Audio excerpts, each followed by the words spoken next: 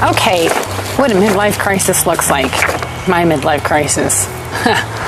This video, I wanted to talk about the law of attraction.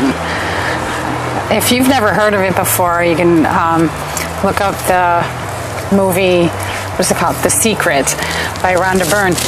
If you have Netflix, you'll find it on there. Oh, last I knew it was on there.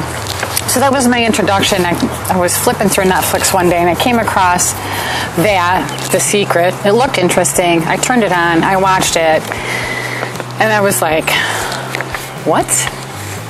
Is this for real? Now, I'm willing to try any parlor trick. I've done that a lot throughout my life, and I've learned that much of the time those parlor tricks work. Or at least that's the way it manifested for me. So it started me on a little journey learning about this. I'd never heard of the law of attraction before. So I was looking up throughout science kind of stuff to see, is this terminology scientific? Well, this terminology is not a scientific terminology. The idea of it, yes, is in science, physics, and particularly quantum physics. And then I also decided I was going to look into like theology kind of thing, going throughout the Bible. And you know what? I found it to be biblical too. I believe everything that the Bible says is true. I just don't believe the way that they teach it in the various Christian religions. That said, I saw it. So anyway, well, you will not find that terminology, the law of attraction, in the Bible or, in the field of science. You will see the ideas of it. The concepts are there. I did some more looking up into the law of attraction, and then I decided, well, I'm going to try this, right? And I figured I'd start on a small scale, so I did. Now, when I came across this was about a year and a half ago, so it was before I hit that wall for my midlife crisis. And knowing something about the law of attraction now, I have to wonder, well, maybe I don't wonder, but I think the midlife crisis that I had, hitting that wall like I did, had everything to do with the law of attraction, like I manifested that.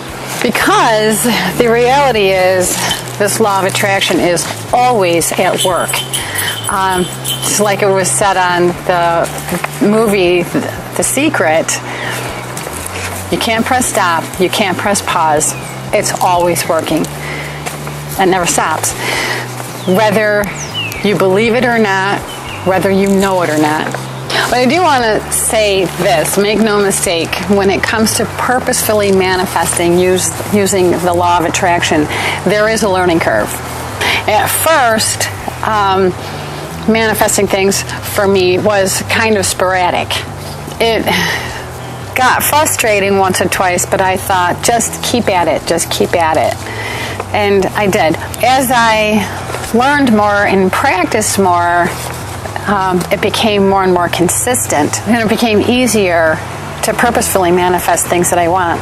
Because, you see, it's like this. The law of attraction is always at work. Whether you believe in it or not, whether you're aware of it or not, it's always at work. It never, ever stops. We're always living in the residual of our past thoughts, feelings, actions, and words. So I'm taking inventory, thinking about this whole thing at one point, taking inventory. I see how this actually worked in my past, and years before I ever knew about this. And here's just a few of the things that I remember manifesting. A diamond ring. I was window shopping with a friend of mine after work one day, but I did see one that I liked, and I liked an awful lot. I didn't like any of the other ones, but I absolutely fell in love with this ring. About a week later, the boyfriend that I had at that time gave me that very ring. He told me he'd had it on layaway for a couple of months. Manifesting money. I was in a dire situation at one point when my daughter was younger, and I remember I was praying to God about money.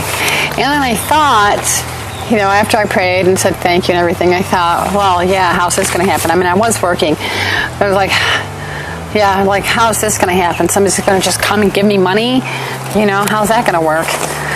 And then I released it.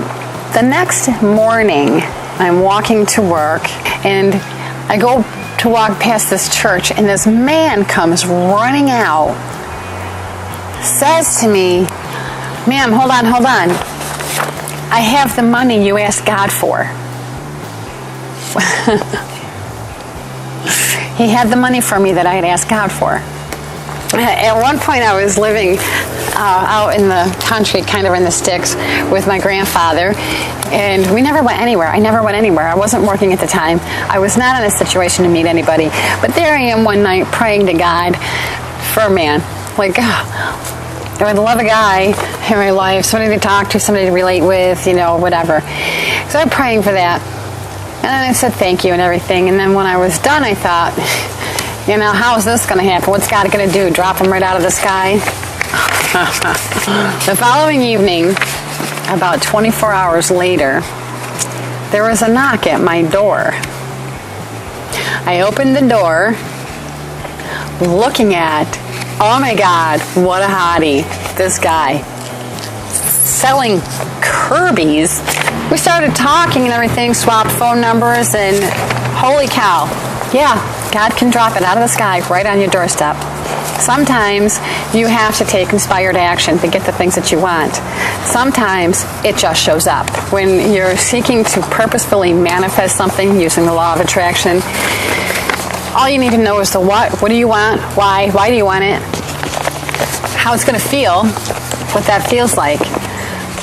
But what you don't want to know is how it's going to happen.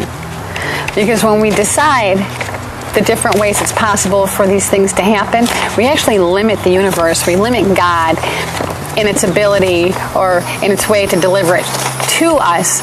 And that really slows things down significantly. So when you just don't even think about how something can happen, you would be amazed at how it happens. I was blown away. I've been blown away so many times over the last year purposefully manifesting something, and every time something shows up that I asked for, that I purposefully decided to manifest, I just have to laugh. It's amazing.